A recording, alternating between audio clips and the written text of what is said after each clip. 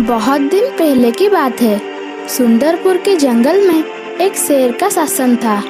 शेर काफी बूढ़ा हो चुका था। अब वो शिकार नहीं कर पा रहा था।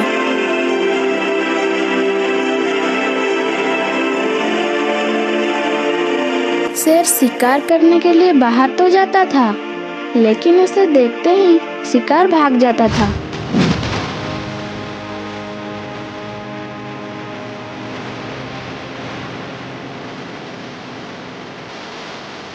इसीलिए उसे पूरा दिन भूखा रहना पड़ता था।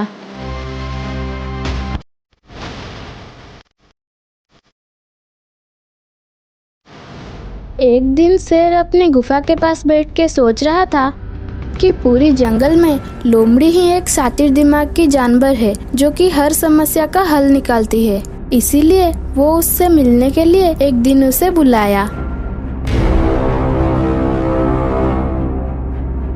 क्या हुआ है महाराज? आप मुझे इतने जल्दी से क्यों बुलाया? क्या कुछ गड़बड़ हुआ है? आपका तबीयत तो ठीक है ना? हाँ लोमड़ी, तू तो जानता है ना मैं बूढ़ा हो चुका हूँ। अब शिकार मेरे लिए नामुमकिन है। इसीलिए मैं चाहता हूँ कि तुम मेरे लिए एक तरकीब निकालो जिससे कि शिकार खुद ही खुद मेरे पास आ जाएगा और मैं उसे पकड़ के खा सकूँ। महाराज, आपके बोलने के मुताबिक सिर्फ एक ही लालची प्राणी है जिसे फंसाया जा सकता है, और वो है इंसान। तो फिर देर किस बात की है? जाओ और मेरे लिए एक दो इंसान लेके आओ। अगर एक इंसान फंस जाएगा तो 3-4 दिन का खाना का बंदोबस्त हो जाएगा। ऐसे भी तो बहुत दिन से इंसान का मांस नहीं खाया है मैंने। महाराज, इंसान तो एक नंबर की लालची प्राणी है, इसीलिए हमें कुछ ऐसा इंतजाम करना पड़ेगा जैसे कि वो लालच में यहाँ खुद चला आए। लेकिन उसे लालच किस चीज का है? मुझे तो लगता है कि हमको ऐसा चीज ढूंढना होगा जो कि इंसान को बहुत पसंद है। महाराज, गौर से देखिए इस चीज को। मेरे पास एक सोने का कंगन है। लेकिन इस चीज में क्या है जो कि इसे देख के इंसान आ जाएगा? पता नहीं महाराज, लेकिन मैं एक दिन देखा था 2 इंसान इस चीज के लिए लड़ रहे थे। जब उनके हाथों से ये चीज गिर गया तो मैं इस चीज को उठा के वहाँ से भाग गया। इसका मतलब ये एक ऐसा कीमती सामान है जिसके लिए इंसान झगड़ता रहता है। अच्छा ठीक है, चलो इंसान की गांव की तरफ चलेंगे। इतना घने जंगल में तो इंसान नहीं आएंगे। उसके बाद वो दोनों इंसानों के गांव की तरफ चल पड़े। कुछ ही समय के बाद वो दोनों इंसानों के गांव के नजदीक पहुंच गए। यही रुकिए महाराज, इसी रास्ते से इंसान अपने गांव की तरफ गुजरते हैं। आप बिना देर किए किसी झाड़ियों के पीछे जाके छिप जाइए महाराज, बाकी काम मुझ पे छोड़ दीजिए। फिर शेर जाके कुछ झाड़ियों के पीछे छुप गया। उसी वक्त एक इंसान उसी रास्ते आ रहा था।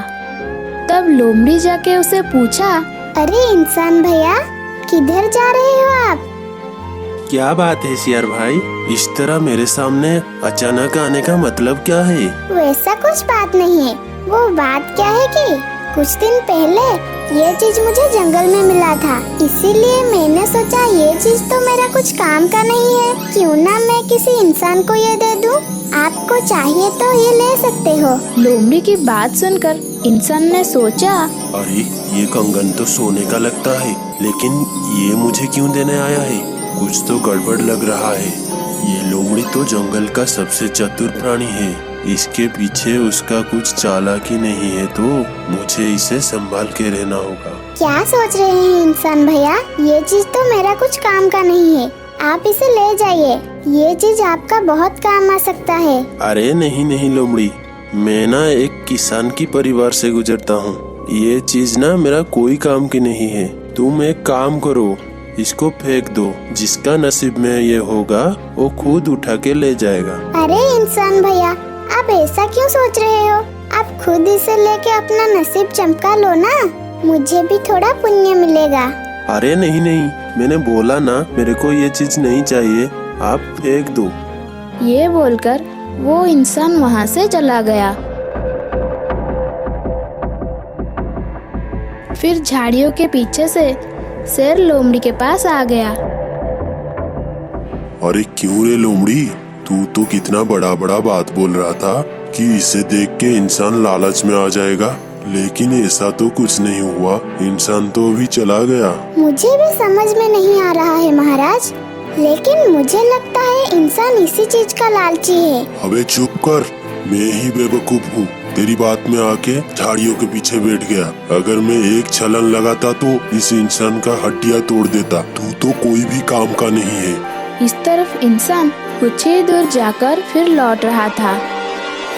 उसे वापस आते हुए देखकर शेर ने लोमड़ी से बोला, अरे अरे, ये इंसान तो वापस आ रहा है, शायद वो तेरी पास आ रहा है। पता नहीं महाराज, आप जल्दी जाके छुप जाइए, नहीं तो वो हम दोनों को देख लेगा।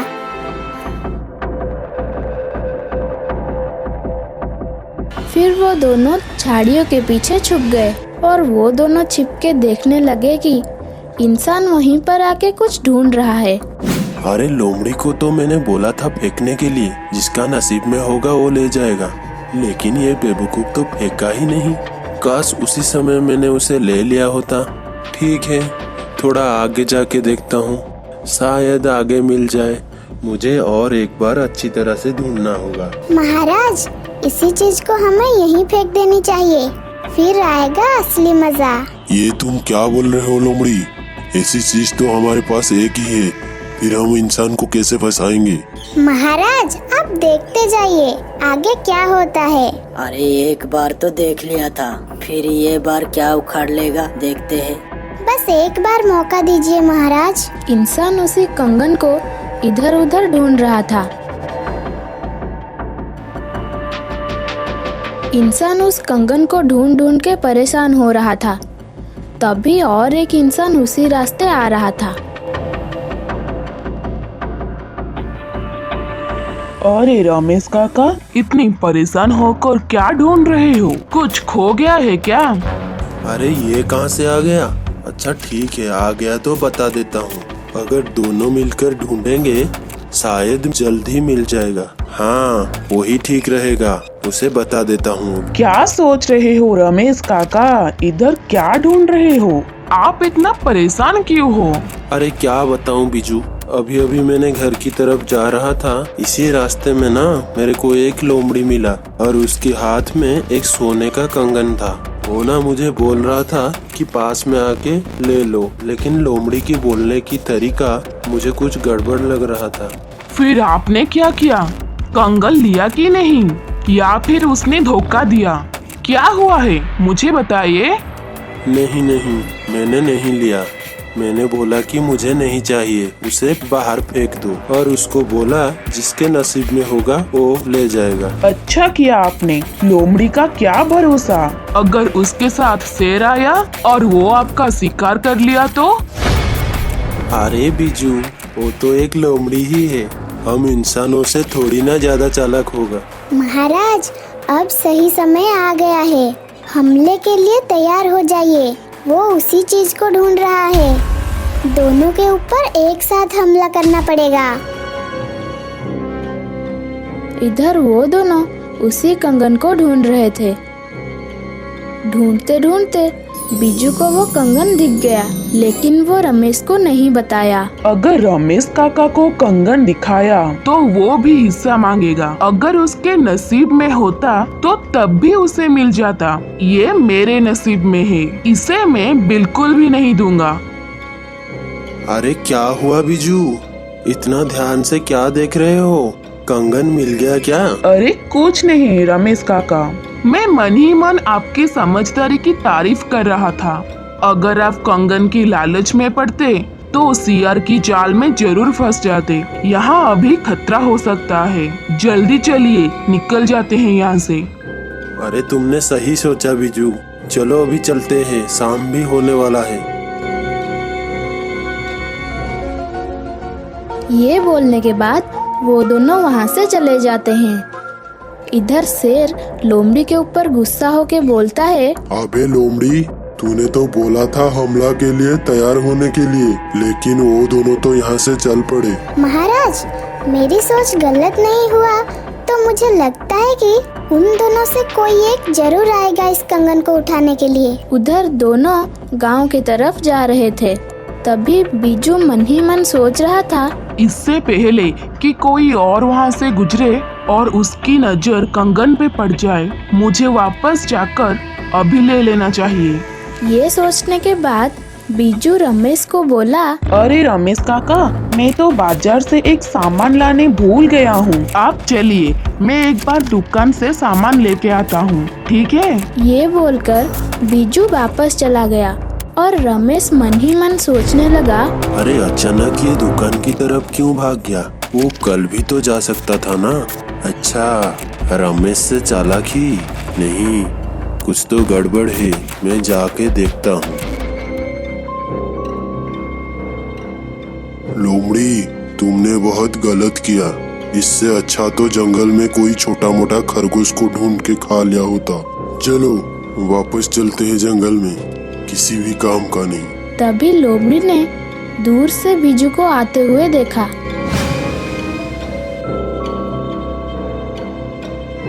महाराज, मैंने क्या बोला था, कोई ना कोई जरूर लौट के आएगा। देख रहे हो, अभी आ गया है। हाँ लोमड़ी, तू तो शातिर निकला। लगता है आज इंसान का ताजा ताजा मांस खाने के लिए मिलेगा।